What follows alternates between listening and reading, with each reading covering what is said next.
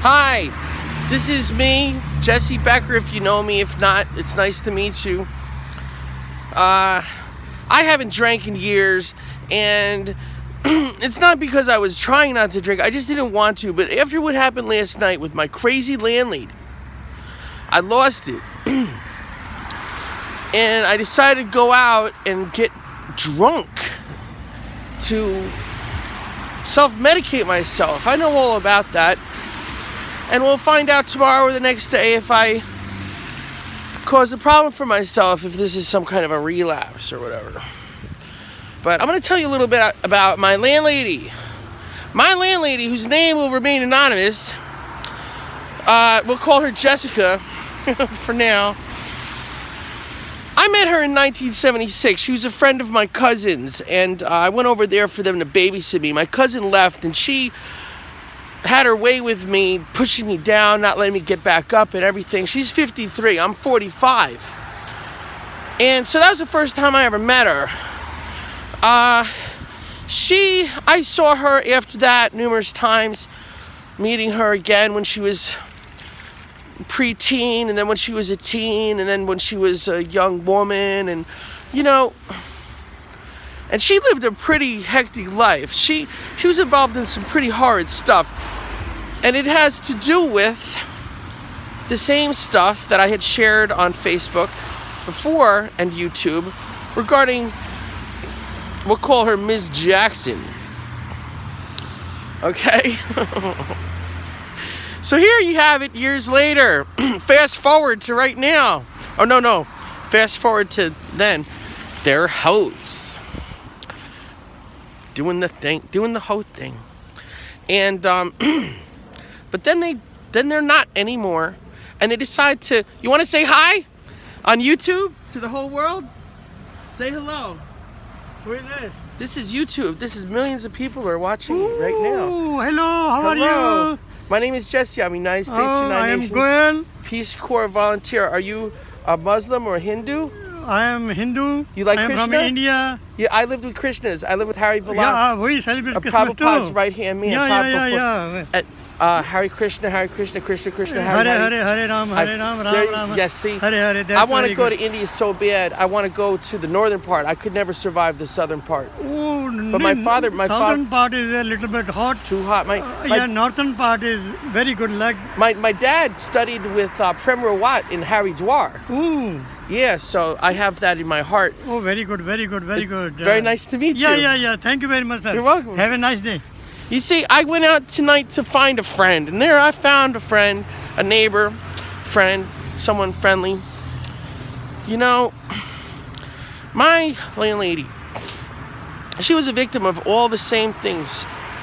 Well, not all the same things. Lily's father was a Panzer Grenadier in World War II. He was a real Nazi brought over here by the CIA under Operation Paperclip. So that might have been a little more severe than my landlady's, Miss Jessica. Her father, who was a Korean War vet and an American, Swiss-born. It's not Swiss-born, Swiss?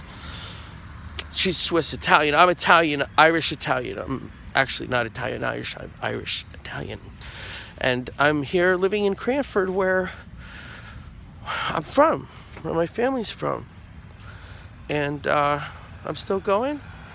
Oh, wow. I never really shot a YouTube video. Not just yet. But I do plan on this. My ex-friend, Abby Martin, she was doing this. Not the famous Abby Martin, who I'm a fan of. A real activist. Very brave woman. I'd like to meet her someday. But another Abby Martin, who's also Jewish. And today's the first day of Hanukkah, so I'm out celebrating. I'm tired of this crap. She calls the police on me last night because she's afraid that I'm going to call them on her after I told her that she weirds me out when I come downstairs and she's sleepwalking in some dissociative disorder state, and she doesn't make any sense. She already has encephalopathy from birth, so it's a brain disorder, brain damage, and exhibits all the signs of mental illness. But I'm trying to help her get Social Security, or I was, without the diagnosis and the prescription, as though she had a mental illness, because it exhibits all the same signs. Then she decides, she changes her mind because she's afraid that a therapist is going to realize, obviously, that she has dissociative disorder, if not, obsessive compulsive disorder, which she does. She insists on flushing the toilet with buckets of dirty water, even though I pay the utilities bill. And I've given her over a year's worth of rent in advance. And then she decides to change her mind and go against the lease, which we'd revised 5 times with the state of New Jersey. The whole thing, it's just ridiculous. So that's why I'm sharing it with you, because you guys, I wouldn't put it past you, have already saved my life after what I was going through in Plainfield when I decided to just go public with the whole thing regarding Lily and the cop that beat me and left me handicapped for life. It's a great thing to have this outlet. And these guys posing as CIA, this guy Marty, who had also used John Casey Knorr, who I'd bitched about a couple times for attempting to rape that child in Brightwood Park while they were using him as a narc and everything. And well, he had been working with Marty. And you know what? Casey knew me, and I think that's why he took me to Marty's house. Because he knew that I would say something about it, that I would do something about it later on, maybe. I don't know.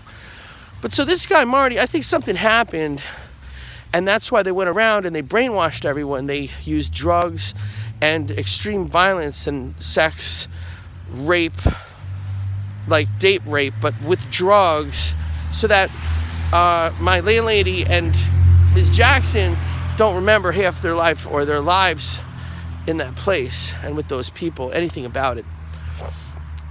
I had to go to the FBI. I had to go to Interpol for